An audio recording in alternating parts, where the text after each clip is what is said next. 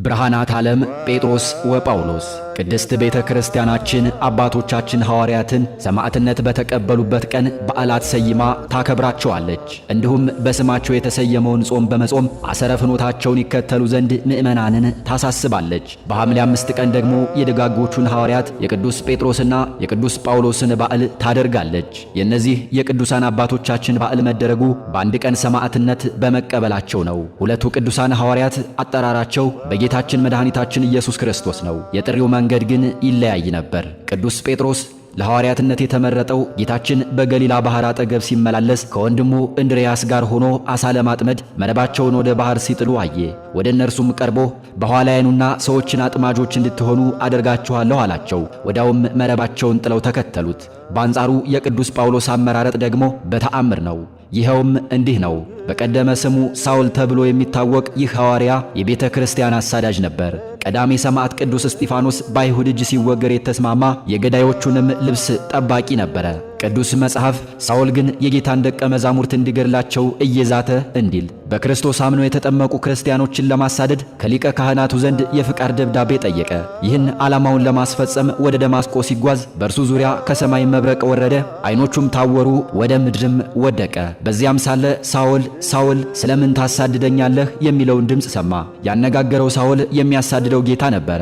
አንተ የምታሳድደኝ እኔ ኢየሱስ ነኝ፣ የመውጊያውን ብረት ብትቃወም ላንተ ይብስብሃል አለው። ከዚያም በመፍራትና በመንቀጥቀጥ ተነስቶ ወደ ከተማው ገባ። 3 ቀንም ሳይበላ ሳይጠጣ ተቀመጠ። ሐናንያ የተባለው ከደቀ መዝሙር ወገን የሆነ ወደ እርሱ ዘንድ ቀርቦ ጸለየለት። ዓይኖቹም ተፈወሱ። ተነስቶም ተጠመቀ። ቅዱስ ጳውሎስ በወቅቱ ስለሆነው ነገር ለቆሮንቶስ ምዕመናን ሲተርክላቸው ከሁሉም በኋላ እኔ እንደ ጭንጋፍ ለመሆን ለእኔ ደግሞ ታየኝ። እኔ ከሐዋርያት ሁሉ የማንስ ነኝና የእግዚአብሔርን ቤተ ክርስቲያን ስላሳደድኩ ሐዋርያ ተብዬ ልጠራ የማይገባኝ እንዲል መጽሐፍ። የቤተሰብ ሕይወታቸውን ስንመለከት ቅዱስ ጴጥሮስ የተወለደው በቤተ ሳይዳ ነው። ቤተሰቦቹ ደግሞ በቅፍርናሆም ይኖሩ ነበር። የኦሪት መጽሐፍትን ያልተማረ ከዝቅተኛው የማኅበረሰብ ክፍል የተገኘ ሰው ነበረ። ጳውሎስ ደግሞ በኪልቅያ በምትገኘው በጠርሴስ ተወለደ። ከአይሁድ ወገን ከብንያም ነበረ። በጠርሴስም ሳለ በገማልያል እግር ስር የኦሪት ትምህርቱን ተማረ። በትምህርቱም የተመሰከረለት ነበረ። ይህ የሚያሳየው የእግዚአብሔር መንግሥት ለተማሩትም ላልተማሩትም ለባለጸጎችም ለድሆችም የተዘጋጀ መሆኑን ነው። ቅዱስ ጴጥሮስ ባለትዳር ነበረ።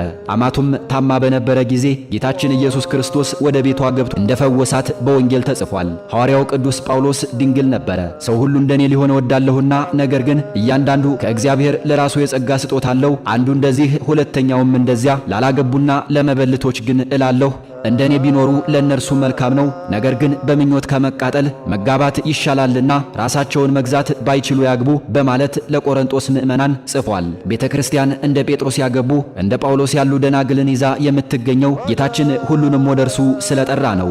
የስማቸው መለወጥ ቅዱስ ጴጥሮስ የዮና ልጅ ስምዖን ሆይ ተብሎ ይጠራ ነበረ።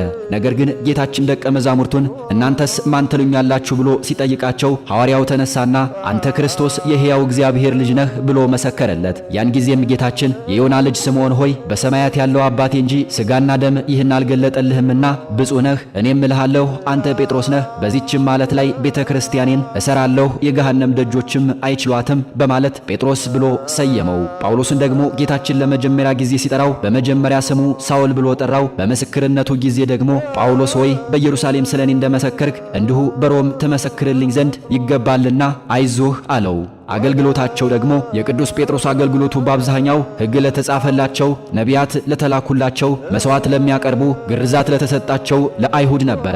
በአንጻሩ ደግሞ የቅዱስ ጳውሎስ አገልግሎት የነበረው በአሕዛብ መካከል ነበረ። ይህንንም ሲመሰክር ለተገረዙት ሐዋርያ እንዲሆን ለጴጥሮስ የተሰራለት ለእኔ ደግሞ ለአሕዛብ ሐዋርያ እንዲሆን ሰርቷልና ብሏል። እንዳውም በአንድ ወቅት ጳውሎስና በርናባስን አይሁድ ትምህርቶቻቸውን በተቃወሟቸው ጊዜ እነሆ ወደ አሕዛብ ዘወር እንላለን፣ እንዲሁ ጌታ እስከ ምድር ዳርቻ ድረስ ለማዳን ትሆን ዘንድ ለአሕዛብ ብርሃን አድርጌሃለሁ ብሎ አዞናልና ብሎ ነበረ። በበዓለ 50 ቅዱሳን አባቶቻችን ሐዋርያት የመንፈስ ቅዱሳን ጸጋ ከተቀበሉ በኋላ ጴጥሮስና ዮሐንስ በትምህርታቸው በኢየሩሳሌም ለነበሩ ነፍሳት ደረሱ። በአንድ ቀን ብቻ 3000 ነፍሳት ወደ ቤተ ክርስቲያን ተጨመሩ። ቅዱስ ጳውሎስ ደግሞ ከሁላችሁ ይልቅ በልሳኖች እናገራለሁና እግዚአብሔርን አመሰግናለሁ በማለት ስለተሰጠው የመንፈስ ቅዱስ ጸጋ መስክሯል። ሁለቱም ሐዋርያት በምዕመናን ላይ እጃቸውን በመጫን ጸጋ መንፈስ ቅዱስን ያሳድሩ ነበረ። በአገልግሎታቸው ድንቅ ተአምራትን ፈጽመዋል። ለምሳሌ ስለ ቅዱስ ጳውሎስ እንዲህ ብሎ ተጽፏል። እግዚአብሔርም በጳውሎስ እጅ የሚያስገርም ተአምራት ያደርግ ነበር። ስለዚህም ከአካሉ ጨርቅ ወይም ልብስ ወደ ድዌዎች ይወስዱ ነበረ፣ ድዌያቸውም ይለቃቸው ነበር፣ ክፉዎች መናፍስትም ይወጡ ነበረ። በኢዮጵም ጣብታ የምትባል አገልጋይን ከሞተች አጥበውን በሰገነት ካኖሯት በኋላ ቅዱስ ጴጥሮስ ካለበት ተጠርቶ ከጸለየ በኋላ ጣቢታዊ ተነሽ ሲላት አይኖቿን እንደከፈተች ተጽፏል። በተመሳሳይ ቅዱስ ጳውሎስ አውጤኪስ የምትባል ከሶስተኛ ደረብ ወደ ታች ወድቆ የሞተን ጎልማሳ እንዲነሳ አድርጓል። ቅዱስ ጴጥሮስ ሁለት መልእክታትን ለምእመናን ጽፏል። ቅዱስ ጳውሎስ በአካል ተገኝቶ ለሰበካቸውና ላጠመቃቸው የሮሜ፣ የቆሮንቶስ፣ የገላትያ፣ የኤፌሶን፣ የፊልጵስዩስና የቆላሲስ የዕብራውያን ምእመናን መልእክታትን የጻፈ ሲሆን ለመንፈስ ቅዱስ ልጆቹ ለጢሞቴዎስ፣ ለቲቶና ለፊልሞና መልእክታትን ጽፎላቸዋል። በአጠቃላይ 14 መልእክታትን ጽፏል። ሰማዕትነታቸው ደግሞ ሁለቱም ቅዱሳን ሐዋርያት በሮማው ቄሳር ኔሮን ዘመን በ87 ዓመተ ምህረት ሰማዕትነትን ተቀብለዋል። ቅዱስ ጴጥሮስ ቁልቁል ተሰቅሎ ሰማዕትነትን የተቀበለ ሲሆን ሐዋርያው ቅዱስ ጳውሎስ ደግሞ አንገቱ ተቀልቶ ሰማዕትነትን ተቀብሏል። በረከታቸው ይደርብን፣ አሚን።